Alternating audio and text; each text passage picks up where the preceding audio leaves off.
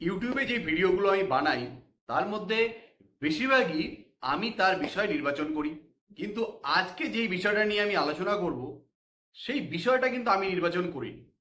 আমারই একটা চ্যানেলে একজন প্রশ্ন করেছেন যে যখন আমি স্ত্রীকে নিয়ে কোনো মামলা করব, ধরুন ডাইভোর্স মামলা করছি, সেক্ষেত্রে সবসময় আমার উকিলবাবুরা বা আপনিও কিছু ভিডিওতে দেখেছি বলেছেন, মানে আমার কথা বলছি, কিছু ভিডিওতে দেখেছি বলেছেন যে সবসময় কোর্টে গিয়ে বলবে যে আমি তো স্ত্রীর সঙ্গে থাকতে চাই, কিন্তু আমার স্ত্রী আমার সঙ্গে থাকতে চায়। বা সবসময় এই কথাটা বলার জন্য উকিলবাবুরা আমাদের পরামর্শ দেন, বা আপনিও দেন কিছু কিছু ভিডিওতে, যে বউর সঙ্গে আমি থাকবো, এই কথাটা বারবার আওড়াতে বলেন কোর্টে। কেন? আমরা যদি সত্যি সত্যি স্ত্রীর সঙ্গে থাকতে না চাই, যদি স্ত্রীর ব্যবহারে এতটাই অতিষ্ঠ হয়ে যাই যে স্ত্রীর সঙ্গে থাকা যায় না, এরকম যদি পরিস্থিতি তৈরি হয়, সেক্ষেত্রে কি আমরা কি সত্যি কথাটা কোর্টে বলতে পারবো না? মনের ব্যথাটা কি কোর্টের সামনে উজাড় করতে পারবো না? কেন মিথ্যা কথা বলবো? কেন বলবো? মন সায় দিচ্ছে না, আমার রুচিবোধে আটকাচ্ছে, যে স্ত্রীর ব্যবহার, স্ত্রীর অত্যাচার সহ্য আমি করতে পারছি না, সেক্ষেত্রে কেন আমি আমার রুচি, আমার ইচ্ছা, আমার কি ইচ্ছা স্বাধীনতা নেই? আমি একজন পুরুষ, আমি একজন নির্যাতিত স্বামী, আমি কি বলতে পারি না যে আমি নির্যাতিত? আমি কি বলতে পারি না যে আমি অতিষ্ঠ, আমি স্ত্রীর সঙ্গে থাকতে চাই না? এই প্রশ্নটাই কিন্তু একজন আমায় করেছে। তো আমি তার উত্তর আমার সেই চ্যানেলে দিয়েছি। তো সেটা একটা অন্য ভাষার চ্যানেল, তো আমি তাই নতুন করে এটা বাংলা মাধ্যমে মনে হলো বলা আমার খুব প্রয়োজন, তাই আমি সেটা বলছি। সেটা হলো, দেখুন, আপনার রুচি, আপনার ইচ্ছা, আপনার চিন্তা স্বাধীনতা অবশ্যই আছে। আপনি অবশ্যই পারেন আপনার সত্যি কথা যেটা মনের মধ্যে তৈরি হচ্ছে সেটা আপনি কোর্টের সামনে রাখা, কারণ কোর্ট কিন্তু সবসময় সত্যি কথাটাই শুনতে চায়।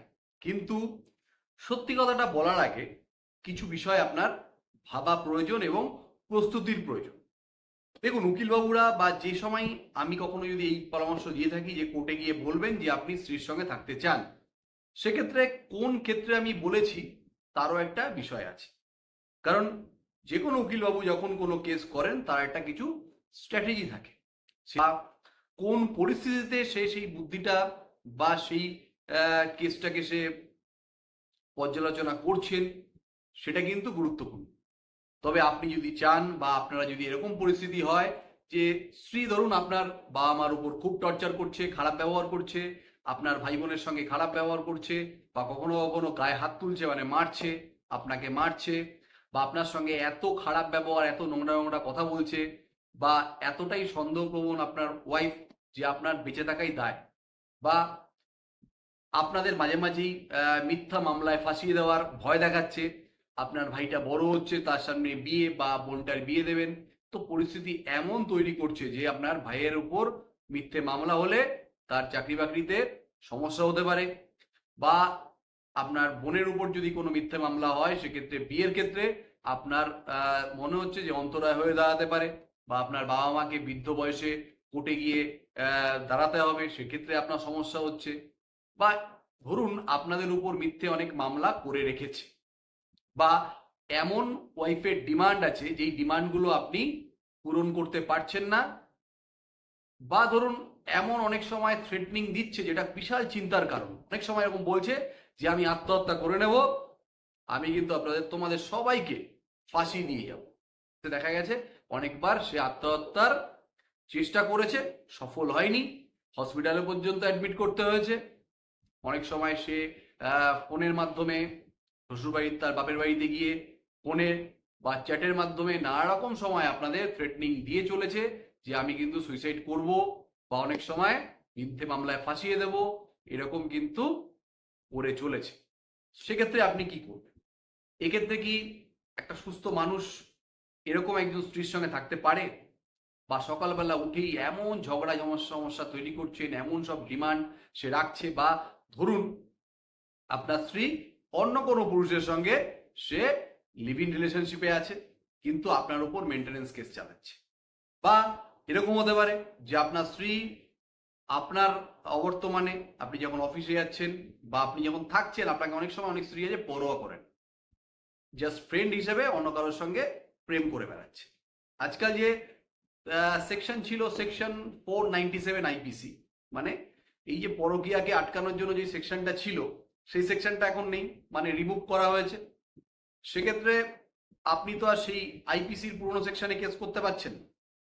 কিন্তু এটাও তো নয় যে আপনার স্ত্রী একজনের সঙ্গে প্রেম করবে, আপনি চুপচাপ দেখবেন। আপনার মনে হচ্ছে যে আপনি মানতে পারছেন না, কেউ কেউ মেনে নিতে পারে, আমি বলছি না যারা মানছে পাচ্ছেন তাদের ক্ষেত্রে আমার কোনো সমস্যা নেই। আমি কখনোই বলছি না যে আপনি ডাইভোর্স কেস করুন, আপনি স্ত্রীর প্রেমটাকে আটকান না। এটা আপনার ব্যক্তিগত ব্যাপার, আপনি কি করবেন, আপনার স্ত্রীর সঙ্গে কিভাবে সম্পর্ক রাখবেন। তবে যাদের এটা নিয়ে সমস্যা তাদের নিয়ে আমার এই ভিডিও। এর জন্য ভুল ব্যাখ্যা করবেন না। প্রেমটা তার নিজস্ব রুচি, তার চয়েস, এবং যেই সংসারে যার সঙ্গে সংসার করছে তার যদি কোনো প্রবলেম না হয়, আমার কোনো সমস্যা নেই। কেন আপনার মনে হচ্ছে মানে যার ধরুন সমস্যা হচ্ছে তাদের নিয়েই সমস্যাটা, মানে কথা বলা আমার। এবার ধরুন আপনার স্ত্রী কারোর সঙ্গে প্রেম করছে, আপনার মনে হচ্ছে যে আপনি মানতে পারছেন না, কিন্তু এক্ষেত্রে কি হবে, কেস তো করতে পারবেন না, মানে কেসটা অলরেডি রিমুভ করা হয়েছে আইপিসি থেকে। নতুন আইনেও এই পরকীয়ার বিষয়ে কোনো শাস্তি নেই বা এর উপর কোনো কেস বিএনএস অর্থাৎ ভারতীয় ন্যায় সংহিতায় কিন্তু লিপিবদ্ধ নেই। তো এক্ষেত্রে আপনি কি করবেন, আপনি কিন্তু ডাইভোর্স কেস করতেই পারেন। সেকশন 13 হিন্দু ম্যারেজ অ্যাক্ট 1955 অনুসারে কিন্তু আপনি ইমোশনাল অ্যান্ড মেন্টাল ক্রুয়েলটির গ্রাউন্ডস কিন্তু এটা, আমার বউ অন্য কারোর সঙ্গে প্রেম করছে, পরকীয়ায় লিপ্ত আছে, বা ব্যভিচার করছে অর্থাৎ অ্যাডাল্টারি করছে, অর্থাৎ অন্য কোনো পুরুষের সঙ্গে সে সেক্সুয়াল রিলেশনশিপ অর্থাৎ যৌন সম্পর্ক তার তৈরি হয়েছে, এই অভিযোগে কিন্তু অভিযোগের ভিত্তিতে যদি প্রমাণ হয় তাহলে কিন্তু আপনি ডাইভোর্স পেতে পারেন। তো এই জায়গাটা কিন্তু এরকম যদি আপনার উপর অত্যাচার হয়ে থাকে মানসিকভাবে বা শারীরিকভাবে, তাহলে কিন্তু আপনি অবশ্যই অতিষ্ঠ এই কথাটা কিন্তু বলতে পারেন, এবং বলতেই পারেন যে আমি আমার স্ত্রীর সঙ্গে একসঙ্গে সংসার করতে চাই না। না কিন্তু আপনি বলতেই পারেন, কিন্তু কখন কোন পরিস্থিতিতে বলতে পারেন সেটাই এই ভিডিওতে আমি আলোচনা করব। কারণ যদি কখনো ইমোশনাল হয়ে বলে ফেলেন কোর্টে যে আমি আমার স্ত্রীর সঙ্গে থাকতে চাই না, আমি আমার স্ত্রীকে ডাইভোর্স দিতে চাই, অনেক সময় হতে পারে মেনটেনেন্স অ্যামাউন্টটা অনেক বেড়ে যেতে পারে, অনেক সময় হতে পারে ফাইনাল অ্যানুয়ালি যেটা পার্ট আছে সেটাও অনেকটা বেড়ে যেতে পারে। আপনার যদি কোনো সমস্যা না থাকে তাহলে আমারও কোনো সমস্যা নেই, কিন্তু আপনার যদি মনে হয় যে এই যে মেনটেনেন্সের অ্যামাউন্টটা অনেকটা বেড়ে গেল, যেটা আপনার টাচ করার বাইরে, বা আপনার খুব কষ্ট হবে, বা এই যে ফাইনাল এলিমেন্ট সেটাও অনেকটা হেফটি একটা অ্যামাউন্ট আপনাকে দিতে হবে, সেক্ষেত্রে আপনার যদি সমস্যা হয় তাহলে অবশ্যই ভিডিওটা মন দিয়ে শুনবেন। এরকম ক্ষেত্রে যদি আপনার মনে হয় যে আমি একটু এইসব কথাগুলো কোর্টে গিয়ে বলবো যে আমি থাকতে চাই, তাহলে আপনাকে কি করতে হবে, আপনাকে প্রমাণ দিতে হবে কোর্টে যে আপনি যে অভিযোগগুলো করছেন আমার স্ত্রী কারোর সঙ্গে পরকীয়া সম্পর্কে আছে, কারোর সঙ্গে প্রেম করছে, আমি ব্যতীত অন্য কারোর সঙ্গে একটা প্রেমের সম্পর্কে সে আছে, একটা অ্যাফেয়ার আছে তার, বা তার অন্য কোনো পুরুষের সঙ্গে সে লিভ ইন সম্পর্কে আছে, বা তার সঙ্গে অন্য কারোর সঙ্গে তার সঙ্গে তার সেক্সুয়াল রিলেশনশিপ আছে। এই যে এই কথাগুলো বললে না, প্রমাণ করতে হবে তো, কারণ কোর্ট তো আর অভিযোগ শোনে না, কোর্ট শোনে অভিযোগের সঙ্গে সঙ্গে প্রমাণটাও দেখে। প্রমাণ ছাড়া কিন্তু কোর্টে কিচ্ছু হয় না, যতই আপনি সত্যি কথা বলুন প্রমাণ কিন্তু আপনাকে করতেই হবে, আর প্রমাণ করার দায়িত্বটা কিন্তু আপনার উপরই বর্তায়, বার্ডেন অফ প্রুফ আপনার উপর। তো এই ক্ষেত্রে আপনি কি করবেন, প্রেম করলে প্রেমের ক্ষেত্রে অনেক রকম প্রমাণ আছে, CCTV footage, video footage, WhatsApp chat, Messenger chat, SMS, photographs, videos, call details, সব কিছু দিয়ে কিন্তু প্রমাণ করা যেতে পারে যে আপনার স্ত্রীর সঙ্গে অন্য কারো অ্যাফেয়ার চলছে, আপনার স্ত্রীর সঙ্গে কারো যৌন সম্পর্ক চলছে আপনি ব্যতীত অন্য কোনো পুরুষের সঙ্গে। সেটা কিভাবে প্রমাণ করবেন, তারও কিন্তু রাস্তা অনেকগুলো আছে, সিসিটিভি, ভিডিও, ফটোগ্রাফস, চ্যাটস, যেটা দিয়ে প্রমাণ হয় যে আপনার স্ত্রীর সঙ্গে অন্য কারো সেক্সুয়াল রিলেশনশিপ আছে, বা আপনার স্ত্রী অন্য কারোর সঙ্গে লিভিং সম্পর্কে আছে, বা একসঙ্গে কোনো বাড়িতে আসা যাওয়া করে, সেক্ষেত্রে যদি সেই বাড়ির মালিক যেখানে আছে বা সেই হোটেলের মালিক, সেই হোটেলের কর্মচারী বা আশেপাশের লোকজন যদি আপনার হয়ে কোর্টে উইটনেস হিসেবে যদি বলে, বক্তব্য রাখে, যে এই সত্যি কথাটা বলে যে হ্যাঁ দেখেছি অমুক মহিলাকে অমুক পুরুষের সঙ্গে কোনো বন্ধ ঘরে অনেকক্ষণ সময় কাটায় তারা এসে মাঝে মাঝে, বা যদি বলে যে হ্যাঁ দেখেছি যে আমাদের চোখের সামনে সে হাত ধরে একটা হোটেল রুমে ঢুকে গেল, তারা একসঙ্গে ওই হোটেলের একটা রুমেই তারা রাত্রি যাপন করেছে, এরকম যদি অনেকে বলে থাকে, বা ধরুন কোনো জায়গায় লিভ ইন সম্পর্কে আছে, আপনি যে দুজনের একই রুমে আছে এরকম যদি প্রমাণ করার মতো আপনার যদি কোনো প্রমাণ আপনি পেয়ে যান, যেমন যেমন লিভ অ্যান্ড লাইসেন্স সার্টিফিকেট বা যে এগ্রিমেন্টটা যেটা হয় সেটা যদি পান, বা রেন্ট এগ্রিমেন্ট, বা যদি কোনো হোটেলে থেকে থাকে হোটেলের বিল বা সিসিটিভি ফুটেজ, এগুলো যদি আপনি জোগাড় করতে পারেন, সেক্ষেত্রে আপনার কিন্তু এগুলো কোর্টে কিন্তু আপনি থাকতে কেন চাইছেন না সেটা কিন্তু প্রমাণের একটা জায়গা থাকছে। এরপর ধরুন আপনার স্ত্রী আপনার বাবা মায়ের উপর অত্যাচার করে, আপনার ভাইয়ের উপর অত্যাচার করে, আপনাদের মারধর করে, সেক্ষেত্রে যদি আপনাদের যদি পুরনো কোনো জেনারেল ডায়েরি থাকে, যে ধরুন আপনারা থানায় গিয়ে এই বিষয়গুলো অভিযোগ জানিয়েছেন, এই বিষয়গুলোর উপর অভিযোগ জানিয়েছেন, পুরনো জেনারেল ডায়েরি, বা আপনারা যদি এই বিষয়ের উপর স্পেসিফিক কোনো কেস করে থাকেন, বা আপনার মা ধরুন উমেন কমিশনে কোনো অভিযোগ জানিয়েছেন, বা আপনারা কোনো প্রোটেকশন অফিসারের কাছে, কারণ প্রত্যেকটা ডিস্ট্রিক্টে প্রোটেকশন অফিসার থাকে, সেখানে কোনো অভিযোগ জানিয়েছেন, সেই কেসের বা সেই যে অভিযোগটা করলেন তার কি জাজমেন্ট হলো, বা তার কি ফাইনাল কনক্লুশন কি বেরোলো, এইগুলো যদি আপনি রাখতে পারেন, বা আপনার বাবা মা ধরুন সিনিয়র সিটিজেন অ্যাক্টে কোনো কেস করেছেন, তার কি ফাইনাল জাজমেন্ট হলো বা অভিযোগ করেছেন, তার কোনো যে রিসিপ্ট কপি বা সেটা যেগুলো থাকবে কাগজপত্র, সেগুলোও কিন্তু আপনার কিন্তু প্রমাণের জায়গা তৈরি করছে। সঙ্গে সঙ্গে আপনার মা যদি কোনো এসডিএম বা ডিএম ডিস্ট্রিক্ট ম্যাজিস্ট্রেটকে কোনো কমপ্লেন করে থাকে, বা সিনিয়র সিটিজেন পার্সনদের জন্য উমাং নামে সেন্ট্রাল গভর্নমেন্টে কোনো পোর্টাল আছে একটা, সেখানেও যদি কোনো কমপ্লেন করে থাকে, সেগুলো কিন্তু আপনাদের ফেভারে যেতে পারে। এর সঙ্গে সঙ্গে যদি ধরুন আপনার ভাইকে বা আপনার বোনকে বা সবাইকে নিয়ে ফাঁসিয়ে দিয়ে কেস করবে, এরকম যদি কোনো থ্রেটনিং মেসেজ বা হোয়াটসঅ্যাপ চ্যাটস বা কোনো মেসেঞ্জার চ্যাটস বা কল রেকর্ডিং বা কোনো ভিডিও রেকর্ডিং কিছুই থেকে থাকে আপনার ক্ষেত্রে, যে আমাদের দেখুন থ্রেটনিং করছে, দেখুন ও আত্মহত্যার হুমকি দিচ্ছে, সেটাও কিন্তু আপনার ক্ষেত্রে কিন্তু প্রমাণের জায়গা বা বলার জায়গা থাকতে পারে যে এই কারণবশত আমি থাকতে চাই না, এই কারণের জন্যই আমি আমার স্ত্রীর প্রতি অতিষ্ঠ আর থাকতে চাই না। এবার ধরুন আপনার স্ত্রী কোনো জায়গায় সুইসাইড অ্যাটেম্প করেছিল, অনেকবার করেছেন বা একবার করেছেন, সুইসাইড অ্যাটেম্প করলে বেশিরভাগ ক্ষেত্রেই হসপিটালে তাকে ভর্তি হতে হবে। তো সেক্ষেত্রে হসপিটালে যদি কাগজপত্র থাকে, ডিসচার্জ সামারি বা যেই অ্যাডমিশন করেছেন, যেই কারণে অ্যাডমিশন করেছেন, সেই যদি ব্যাপারগুলো ডাক্তারবাবুরা লিখে দেন, সেই কাগজ যদি আপনার কাছে থাকে, সেটাও কিন্তু ভবিষ্যতে আপনি কোর্টে দাখিল করতে পারেন যে কেন আপনি থাকতে চান। এছাড়া আপনার স্ত্রী ধরুন অনেকবার আপনাদের নামে মিথ্যে মামলা করেছে, আর প্রত্যেকটা মামলা থেকেই প্রমাণের অভাবে আপনাদের অ্যাকিউটাল দেওয়া হয়েছে, অর্থাৎ আপনাদের খালাস করা হয়েছে, মুক্তি দেওয়া হয়েছে। আপনিও কিন্তু বলতে পারেন দেখুন আমার স্ত্রীর মধ্যে আমাদের নামে মিথ্যে মামলা করার একটা টেন্ডেন্সি আছে, পুরনো টেন্ডেন্সি আছে, আমরা ভয় পাচ্ছি ভবিষ্যতেও সেই রকম কাজ করতে পারে, কারণ দেখুন মহামান্য আদালতও কিন্তু তার যে অভিযোগগুলো সে করেছে সেগুলোকে সঠিক মনে করেননি, তাই আমাদের কেস থেকে মুক্তি দিয়েছে।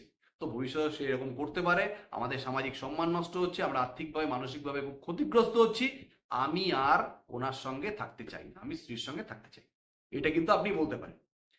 এছাড়া ধরুন আপনার স্ত্রী নামে আপনি কোনো কেস করেছেন, কিন্তু কেসটা এখনো ট্রায়াল স্টেজে আছে বা সাবজুডিস আছে, সেক্ষেত্রে আপনি কি করবেন, সেক্ষেত্রে ওই যে আপনি কেসগুলো করেছেন, ফ্রিকুয়েন্টলি কেস আছে বা পুরনো যে জেনারেল ডায়েরিজগুলো আপনি করেছেন স্ত্রীর নামে, আপনি করুন, আপনার মা বাবা করুন, বা আপনার ভাই করুক, বোন করুক, মানে আপনাদের ফ্যামিলির লোকরা করেছে, তার উপর আপনারা অতিষ্ঠ হয়ে বা অত্যাচারিত হয়ে যেই কাজগুলো করেছেন, সেটাও কিন্তু একটা দেখানোর জায়গা বা কোর্টে পেশ করার জায়গা থাকছে।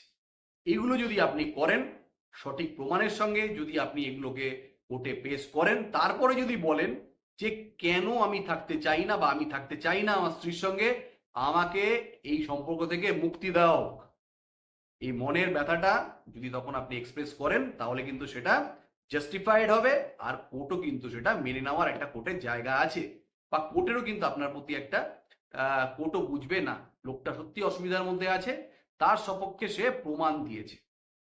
প্রমাণ ছাড়া কিন্তু কোনো কিছুই অভিযোগের জায়গায় থাকে, আর অভিযোগ কিন্তু কখনোই প্রমাণ তখনই হয় তখন যখন সেটা সঙ্গে সঙ্গে আপনার কিছু এভিডেন্সেস থাকবে। এভিডেন্স ছাড়া কিন্তু সেটা প্রমাণ হবে না।